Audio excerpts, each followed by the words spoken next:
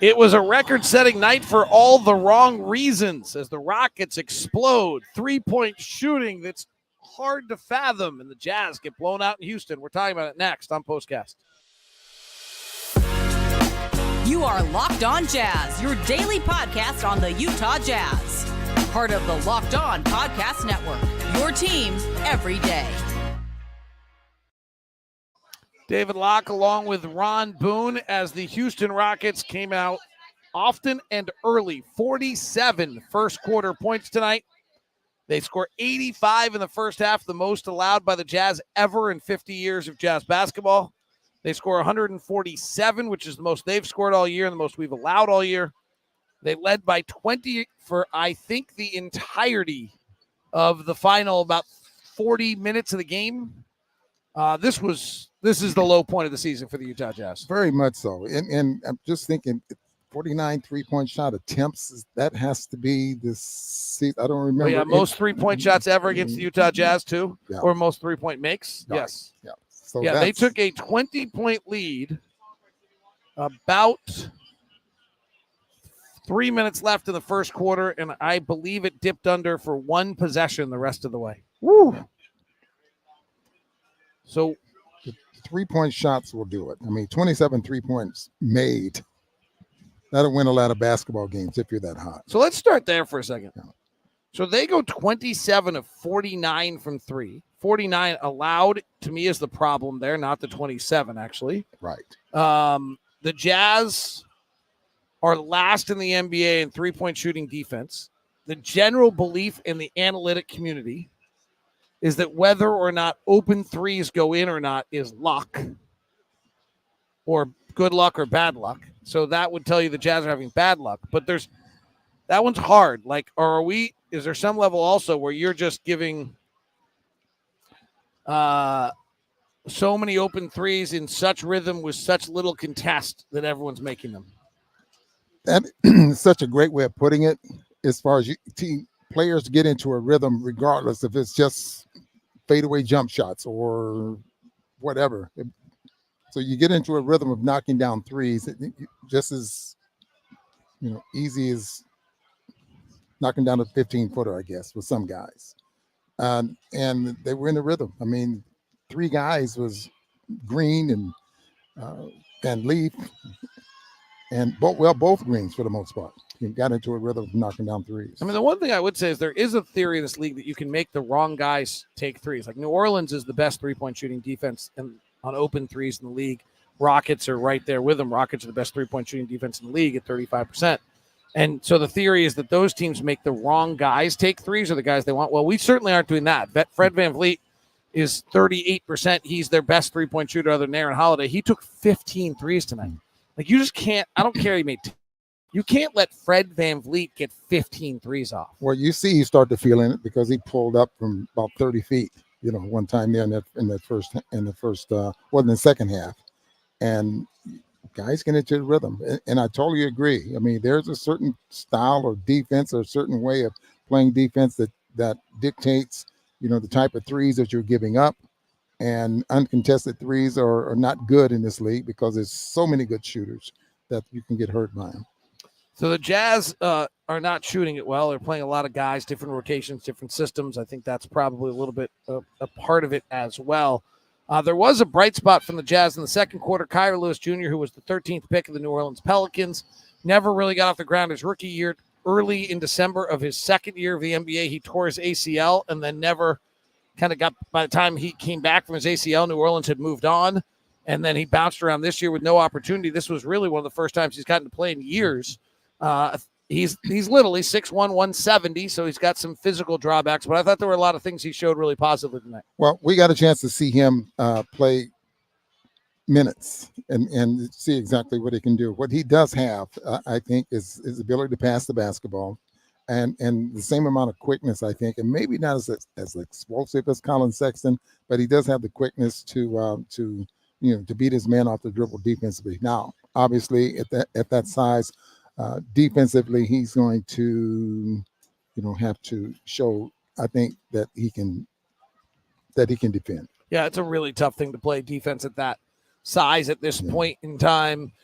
He does seem to organize the team well, get into systems well, and kind of get in a lot of the ball moves when he's on the floor. I think there's a lot of things Will Hardy's going to be complimentary to him about. And also, David, he seems to push the ball up the floor. I just wish the Jazz would play a little bit faster, especially after a missed shot by Houston Rockets. What did they do tonight? They pushed the basketball ahead. Wow. They push it ahead, and a lot of times you push it ahead, you have numbers, and you make some things happen. But they had 19 fast break points in the first half. I don't know. Something like that. Yeah. It was very, very. Well, they ended up with 34 points to the paint, 19 fast break points in the first half. Right, that's quite a bit. And Jazz were not ready for that. They finished with 30 fast break points tonight. Right. I mean, there are some things. Like, obviously, the Jazz aren't competing at a very high level win-loss wise right now. There are some things I think that Will Hardy has to look at to address So we're allowing 21% of opponents' possessions in transition, which is by far the most of any team in the NBA. Like, they've got to figure that out. There's just a lot of times where three guys are behind the play and teams are running out on them. And I think they're going to have to figure that out. And then the other thing I think they have to figure out, obviously, is the turnovers. Tonight, I don't know where they were. They only turned it over, I think, 10 times tonight. So tonight's not as bad, but are the turnovers causing that transition? And I guess this 3-point shooting issue, you gotta do some self-analysis and figure out, like, are we really the worst 3-point shooting defense in the NBA, or did we get unlucky? And if we got unlucky, why? Yeah. And we also allow the most, I believe we allow the most open threes, or second or third most open threes in the league. So you are getting teams that are kind of knowing they're going to get some good looks when they come into the night. So those are the two things that need to address. And you might as well, do the best you can with, if you're going to play these young players right now. I mean, that has to be a priority. Especially going into next season, and you get a chance to see, what these young players, can do, and can they improve on just that, along with, getting back and protecting the paint. I think those are the two things that the young players that must get better at. Will Hardy has taken longer than usual to come to the podium tonight. I will say he is not there yet. I'm super curious about this, and so this is before he talks to the media, just to be clear. So there have been 3 occasions this year where Will's kind of really laid it out, right? Like, he's come out pretty brutally, and if you don't, there's the, if you don't give a beep about the Utah Jazz, you don't get to play. There's the don't in Portland. There was one other, maybe 2. The old rule from Rudy Tomjanovich and George Karl and some others, I remember, you kind of have 3 times you can really light into your team a season. I don't know if Will has one. You might need more, like, in certain circumstances with the young team. I'm curious to see what he does here, because we've got 10 games left in the season. What we saw tonight's not acceptable to Will. He's been very clear about what's acceptable and what's not. This was not acceptable. Certainly the Rockets got hot and were exceptional, and it's an outlier in some areas, but there also was just like their offensive rating in the first quarter was a 196. Let me just be perfectly clear about this. This is crazy. Are you ready? Here's how bad the defense was in the first quarter. If we had allowed them to dribble up the floor every time and not fouled them, and they dunked for the 23 shots that they took in that quarter, they would have scored 1 fewer points than they did in the quarter. But because of the 3-point shots that they were getting, because they went 6 of 8 from 3 and 3 of 5 from the free throw line. So yes, if we had probably let them have every possession, so there's 25 possessions. If they had walked down and dunked every time, they would have scored 50 points instead of 47. Maybe my little, not counting the free throws isn't fair. Needless to say, they scored 47 points in the first quarter on about 25 possessions. Their offensive rating was a 196. Literally, they averaged 1.96 points per. So Will can't decide that that's acceptable, but I don't know how he's got to do something to get more juice out of the group for the final 10 games of the season while still developing young talent, while clearly, like, W's aren't the focus. And that's really hard. I've never heard about a coach only the right thing to do is have 3 times in the course of the year where you light into. I mean, the theory is that the 4th time they're rolling their eyes and they're like, that's enough out of you. You'd know this better than I do. I've never been in a locker room. Like, if a coach yells at you too many times, at some point are you rolling?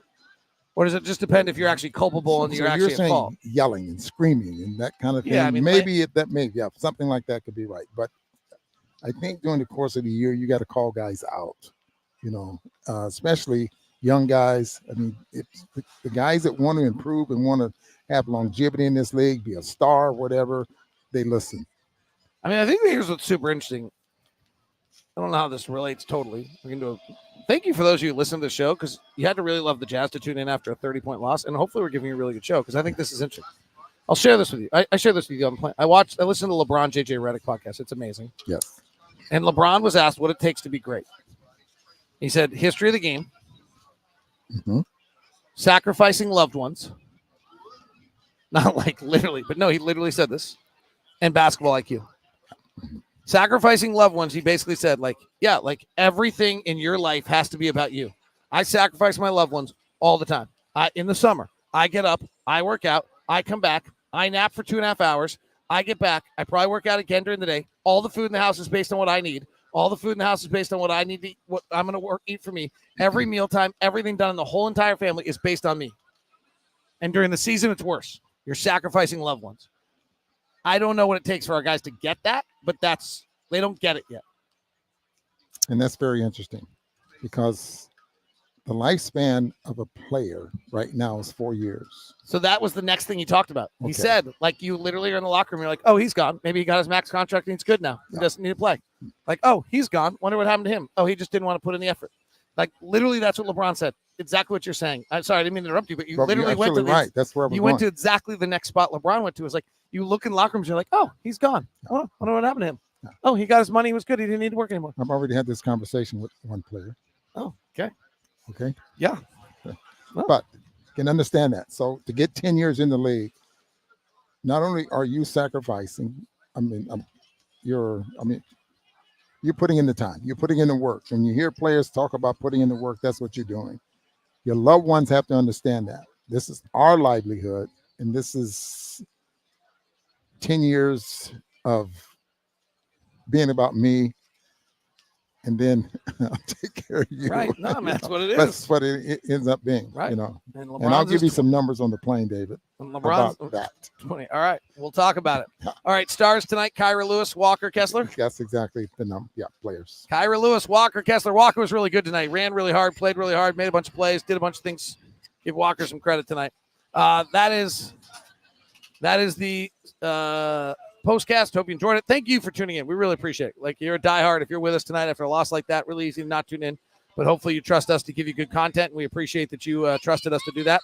Thank you very much. It is part of Locked On Jazz, part of Locked On Podcast Network. So now what do? We send you the first ever 24/7 national streaming channel. It's Locked On Sports Today. It's also available on Amazon Fire TV for free. Have a good night.